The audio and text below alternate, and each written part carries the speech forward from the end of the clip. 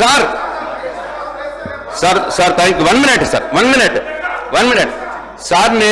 నేను అడిగిన ప్రశ్నలకు ఆయన సమాధానాలు ఇవ్వకుండా మళ్ళీ అన్ని గవ్వే సత్యదూరమైన మాటలు మాట్లాడినాడు.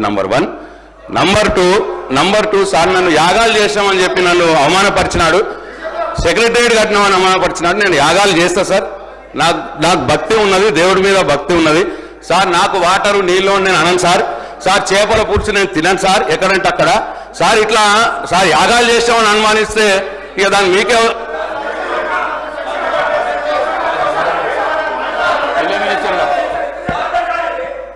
సార్. మాకు ప్రశాంత్ రెడ్డి గారు అంటే గొప్ప గౌరవం ఉంది సార్. వారు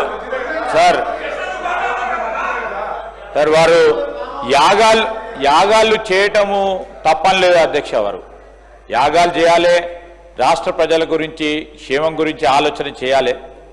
అదే వారి ప్రభుత్వం సంబంధించి ఆ ముఖ్య ఉద్దేశం చెప్పిన అధ్యక్ష. వ్యక్తిగతంగా మా వెంకటరెడ్డి గారు వారు వ్యక్తిగతంగా మాట్లాడలే.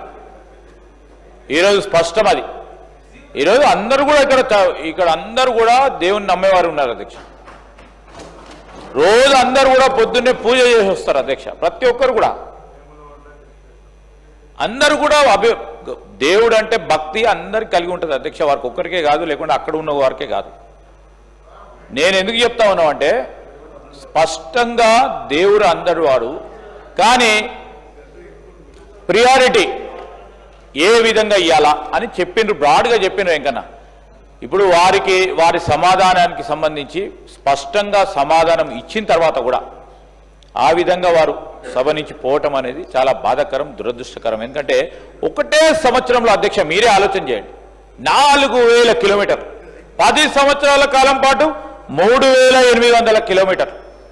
ఇదే చాలు అధ్యక్ష మా ప్రభుత్వం చేస్తా ఉన్న అభివృద్ధికి, మా లక్ష్యానికి, వారి ప్రభుత్వం 10 సంవత్సరాలు చేసిన అభివృద్ధికి ఇది బేరీదిగా తీసుకొని ప్రజలే బేరీది చేసుకొని ఏ ప్రభుత్వం ఏ విధంగా చేసింది, ఏ విధంగా చేయబోతోందని స్పష్టంగా మేము చూపెడతా ఉన్నాం. అయినా వేరే అర్థం తీసుకోకుండా ఒకటే నిమిషం సార్, నేను ఏం చెప్పినంటే ఎస్క్రూ అకౌంట్ సంబంధించి నా ఆయంలోనే జరిగింది అన్నప్పుడు ఇంకా కానే కాలేదు. ప్రిన్సిపల్ మొన్న లాస్ట్ వీక్ మా ఆఫీసర్స్ పోయి అక్కడ మోర్ సెక్రటరీ దగ్గర గడ్కరీ దగ్గర కన్విన్స్ చేయించి వర్క్ స్టార్ట్ చేసినాం. స్లాబ్స్ పడుతున్నాయి. నెక్స్ట్ మంత్ 3 స్లాబ్స్ చేస్తున్నాం. 18 monthsలో కంప్లీట్ చేయాలనుకున్నాం. నేను ఎన్నిసార్లు పోయినో పేపర్లు వేసుకొని ఇవన్నీ వేసుకుని మేము ఆ వర్క్స్ నడుస్తున్నది. ఎస్క్రూ అకౌంట్ ఆయాంలో జరిగింది అన్నాడు.